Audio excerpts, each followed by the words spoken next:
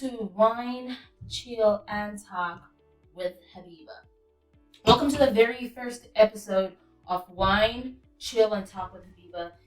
This is our comfort zone. This is my comfort zone where we talk about everyday life problems, everyday African problems, I would say. So there are a lot of things we don't talk about as Black people or African people in communities, but this is what we talk about it. So let's talk about African families and sweeping rape under the rugs. Like, no, man, stop it. I see, but that's why I didn't have to sit because no way. A lot of us grew up traumatized, stressed, depressed. Some of our parents just, I don't know whether they don't know the definition of trauma or they just grew up ignoring it, so they expect us to do the same. But rape is a very common thing in African families, and I doubt those victims get help. So now we grow up very dysfunctional. We isolate ourselves from a lot of things, or we just end up being something that we didn't expect to become, because we go through all these things and the only thing family thinks about is, what are people going to say about us? What are people going to think about our family? Or that is going to cause a lot of family drama, or this and this will happen, this and that will happen. So mind you, our families they're more concerned about what people will say, talk, think, instead of caring about what the person is going through. And that needs to stop. That needs to come to an end, because no. Can you just imagine how many people that this person is raping, all because nobody decided to break the cycle? And this whole thing of, this is your uncle, this is your auntie, this is your grandmother, this is your grandfather from another father. Like, do you know what these uncles do to your children? Do you know? If most of y'all had to sit down and talk to your kids about how they grew up with these uncles, ooh. And then it's just, we think it's normal. It's not. An uncle pinching a teenage girl's boobs. Like, why are you pinching the child's boobs? Why are you being too flirty with a 13, 14-year-old? I get it. There's a difference between our grandparents calling us their wives. You know, I grew up in a family where my grandparents would be like, my wife, because my father does that to my child as well. Where he's like, my wife, in a playing way. Don't be too touching. Don't come to, personal space. These people don't know what personal space is. And we also grew up an era or generation, I should say, in families where our parents or mothers, they are more concerned with how we carry ourselves, how we dress up in front of males, how we behave in front of males. But who is telling these people to not do this? Who is telling these people to avoid personal space? Who's telling these people to stop raping people? It's all about you. Like, imagine a 7-year-old, an 8-year-old, or 12-year-old cannot wear a short or just comfortable clothes because there's one pervert of an uncle in the family, which everybody knows about, but they're not going to do anything about it. They're not going to report it. They're not going to talk about it. They're just going to sweep it under the rug. And then when the deed happens, the only thing you're going to hear is, you can't tell anyone about this. What are people going to think about us? What are people going to say about us? Like, as for me, I don't care who you are. My brother, my father, my uncle, my grandfather. If my daughter comes to me, if my children, my nieces, anybody that I know comes to me and tells me, Mom, auntie, so-and-so did 1, 2, 3, and 4, sometimes we should look at age now. Why would a 10-year-old, 13-year-old, 14, 15-year-old want to lie against you? Like, what's the purpose of a 10-year-old lying? Or, uncle is touching me in a bad way. For what? So we need to really stop. I will make sure you pay personally. But we need to break the cycle of sweeping these things under the rug. You see all these things, no man. We need to start talking about these things. We need to learn how to support our kids, our sisters, these victims, because depression is real. That's a topic for another day. But depression, trauma, stress is real. Yet we ignore all those. Hey, growing up, you tell your mom or your dad you're depressed. They'll tell you to go sleep. You want to wake up feeling better the next day. You're like, oh, okay. And we got used to it. We just go sleep and like, okay, well, I'm going to take a nap and I'm going to wake up the next day and everything is going to go away. Or they're going to tell you, go wash the dishes, you're going to feel better. What depression? Depression is white people sickness. And then it makes me realize our parents, this older generations, I understand it's how they were taught, it's how they grew up. But no, no. This has to come to an end. We need to find a way to move forward and stop this. Because in this 21st century, if we are still in the 21st century, because oh shit, I don't keep track of time, Jay. Forget it. I do not keep track of time. But in this 21st century, we shouldn't be doing that. We shouldn't be doing that. We shouldn't even be entertaining that. We need to evolve as an African community. We need to evolve. We need to.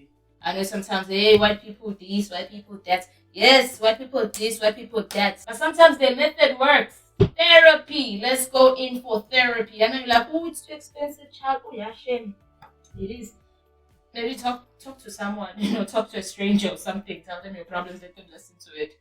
But we need to stop hiding these perpetrators, these rapists. We need to stop protecting them because we are hurting a lot of children doing that. I wish I could name call a few because I can't shame. No. Well, I just think we need a better way to bring this whole thing. This whole thing of our parents sweeping things under the rug, us just ignoring it. Because yes, I understand that nowadays, even before, people would accuse people for raping them. Like people would get all these accusations. Innocent people will go to jail for rape. And me now personally, I 100% am for women who lie that men raped them. They need to be punished severely for that matter. Severely. Don't let them go away with a slap on the wrist, man. 2 years in jail is nothing. They need maybe 10 years in jail or something, but something needs to happen because there is no way you're gonna lie against someone and then you get away scot-free. But that shouldn't stop the real victims from reporting, though. No. And I don't believe in reporting on behalf of someone if they are at an age where they can talk for themselves and they can make their own decisions. But if it's a kid, a 10-year-old, 1 to 18, I don't even know if a 1-year-old can speak now, but a 1-year-old to 18-year-old, let's say 16 is a gap, or 17, but 18 legal age in other places. If they come to you, you better investigate. Don't be that type of adult that's be like, oh, it's gonna be, don't care how long it takes, but help out that person. You don't know how many other victims you are helping out. We need to start naming and shaming these rapists. We need to. All these perverts, some of them, they're not just rapists, but they're perverts.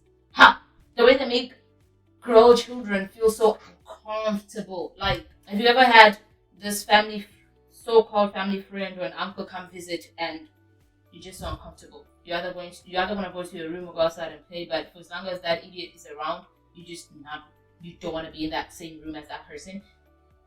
I imagine going through that for years and years. And the worst part is, once your parents don't support you when you're going through something, because I totally understand that's how they were raised, but if only they knew the type of, they break our trust in them. Like, it's hard for us to go talk to our parents about anything because earlier on when we were still teenagers or kids and we'll go to our parents and tell them 1, 2, and 3, they always had weird answers. They would brush it off every single time. So when you go through major things, you don't see the need to tell them because they already brushed off certain things and you're like, it's just going to be a waste of time and I'm just going to be hurting myself more by telling my mom or my dad. But we really need to start naming these people. It's not nice. African communities, you're just too much with this whole what are people gonna say? What are people gonna do? You're just embarrassing yourself. Now people are gonna know that you raped. Let people know that I was raped. For me, that's fine.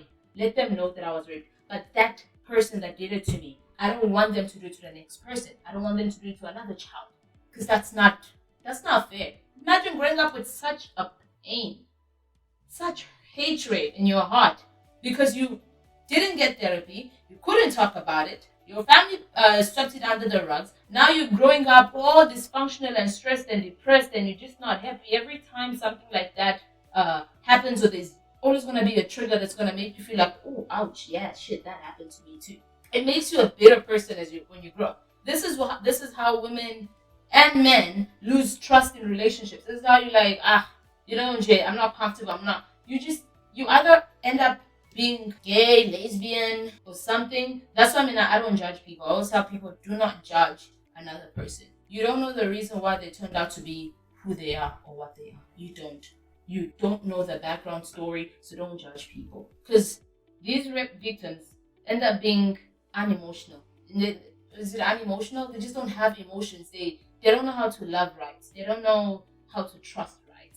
Everything to them is just uncomfortable. That's the time where you jump every time someone touches you because you just feel very uncomfortable. If it's not that, you end up choosing to be identified as another gender. That's when people turn gay, lesbian. That's not the whole reason why people turn gay or lesbian. That's just one of the reasons why people might turn gay or lesbian, because they're like, you know what? I don't think I have the heart or the strength to be in a relationship with a gender that raped me. Some people don't know how to pass through it.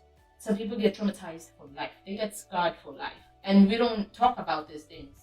All we do is judge people. Oh, this person, they gay, they're lesbian, they this, they that. Do you know the story? No, you don't. So we need to stop doing that and start naming and shaming these people. They need to pay for what they did. They cannot just go scot-free. And African families, please stop protecting these perverts. Stop protecting these rapists. You're just creating a chain of victims. Because what? They got away with it the first time. What's going to stop them from doing it again? And again. And again. If nobody is confronting them, no family members confronting them, what's going to happen? This is also from personal experience, hey. I know what trauma is, depression is. You know, that moment when, especially when you're raped young, right? You're raped at the age of 10, 11, 12. And when you're growing up with other people, when you're having conversations with other people as you grow up, and they be like, yeah, I kept my virginity for my husband, or I plan to only sleep with the man that puts a ring on this finger. Or you're thinking about it, you're like, that was your go-to. And this, you just have to be like, yeah, good for you, hey, good for you. Lucky you. That's what you're saying, but deep down you hurt because you're like, shit, that's what I wanted to. So I don't know in what languages I need to say this, but in Zulu, yekani, yegani. Stop it. Acheni. In Swahili. That's what you want to hear. But stop protecting these perverts and rapists. Stop. We have to stop naming and shaming them. Allow your children to be able to feel free to talk to you guys about these things. If something happens, somebody's making them uncomfortable. It's so hard for kids to go to their parents and tell them who's making them uncomfortable, because our parents were raised to sweep things under the rug, and if it's a family member, the reaction is different. It's always different. And even if they do find out, they don't do anything about it. They don't. And that hurts. That's really hurts. Alrighty, thank you everybody for listening to this conversation with myself. But yeah, from me, Habiba, till next time when we meet to whine, chill, and talk.